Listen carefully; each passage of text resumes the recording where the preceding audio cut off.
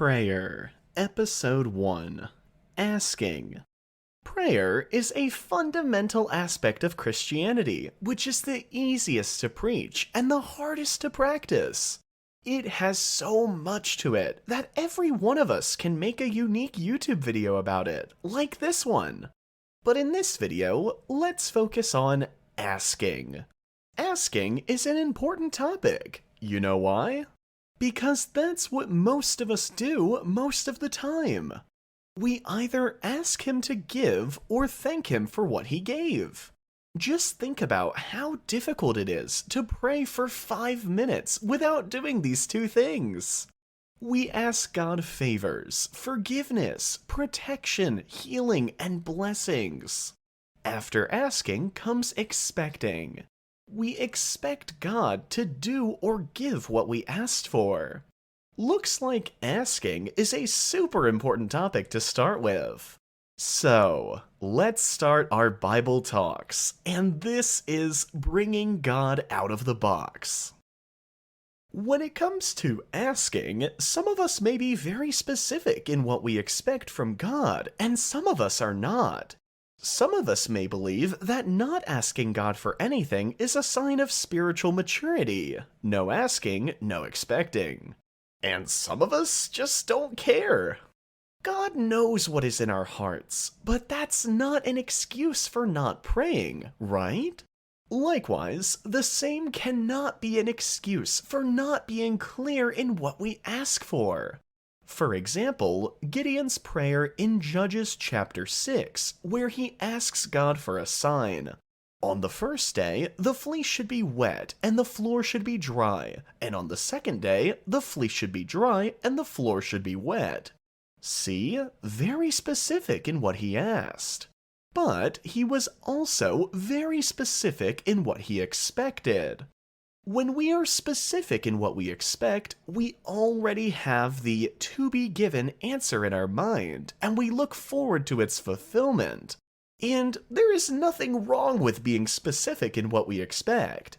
In fact, that's how our faith in God and relationship with God would have born and grown, like Gideon's. But sticking to it and staying there will soon become a habit, and it will either develop into a fundamentalistic belief if God keeps responding our way, or make us atheists if the responses are different. It's obvious that both of these cases are clearly two extremes. Sometimes we accept even if God's answers are different. For example, when our loved ones die of sickness, even after praying for them earnestly, clearly that's not what we were expecting to happen when we were praying for them, and God only knows why it happened that way. But then, when we still accept it without questioning our faith, now that's a change of mind based on what happened in real life. It's really difficult to do that, and it takes time.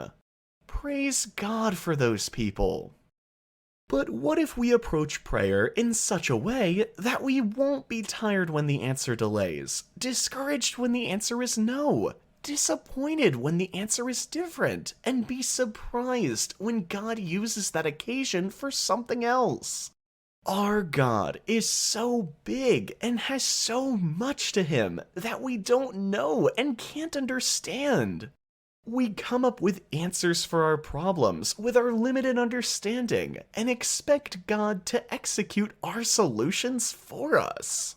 We ask him what our heart is after on this tiny planet. We ask him what makes us happy for that moment. But when we give him a chance to respond his way rather than our way, he never fails to surprise us. You can be a preacher for all of your life and have a PhD in theology. Still, I will say that you have no idea of what God is capable of and the ways he can surprise you.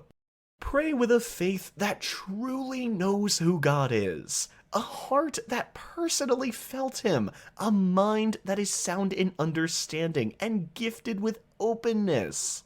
It's okay if you don't understand what I'm talking about. Just pray for these things and let him lead you according to his will.